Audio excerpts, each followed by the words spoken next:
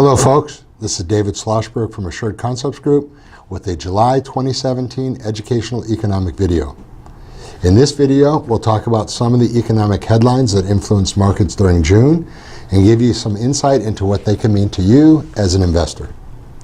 June 30th marked the final trading session not only of the month, but also of the first half of 2017. It's a period that was marked by strong stock market returns and exceptionally low volatility, although volatility did return during the last week of June.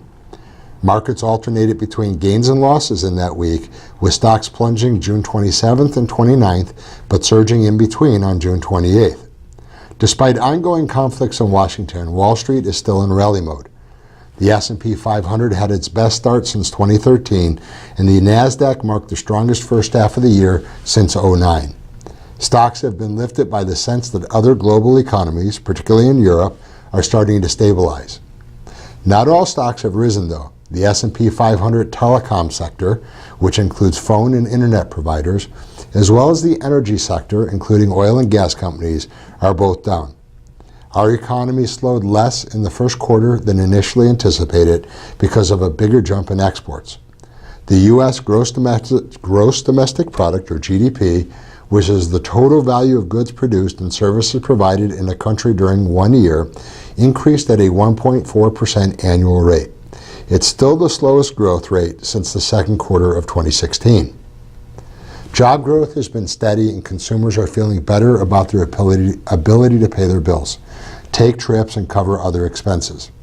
Consumer confidence rose in June from May, and experts say conditions are good for economic growth to continue. Americans' personal income soared in June, but that extra cash didn't seem to prompt consumers into spending. Personal consumption expenditures, or PCEs, only gained 0.1% for June, the worst showing since February.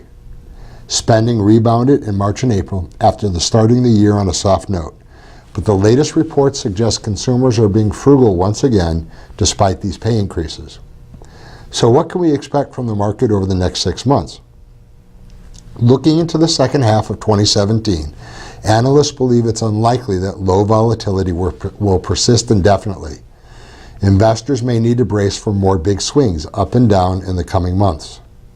Wall Street will be focused on whether corporate earnings can continue rising at a healthy pace despite what's going on in Washington and around the globe.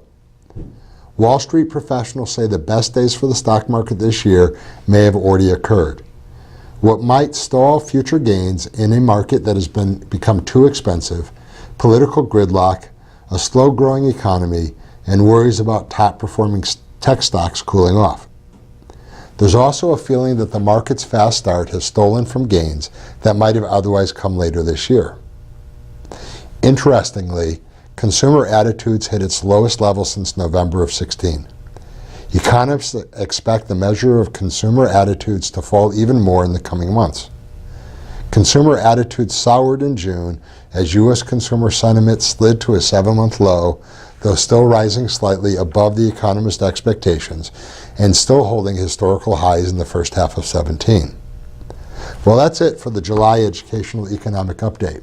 Please remember that nothing we talk about here is a recommendation, and if you'd like to discuss your personal financial situation, please give us a call at 847-426-1077. We're happy to talk. We'll see you again in August. Once again, David Schlossberg with Assured Concepts Group, signing off for the month of July 2017. Thank you for listening. If you would like to discuss your portfolio or personal financial needs, please contact us at 847-426-1077. Nothing stated in this presentation should be considered an offer of a securities product nor an investment strategy. The advisors of Assured Concepts Group offer securities and investment advisory services through FSIC. FSIC is a member of FINRA and SIPC.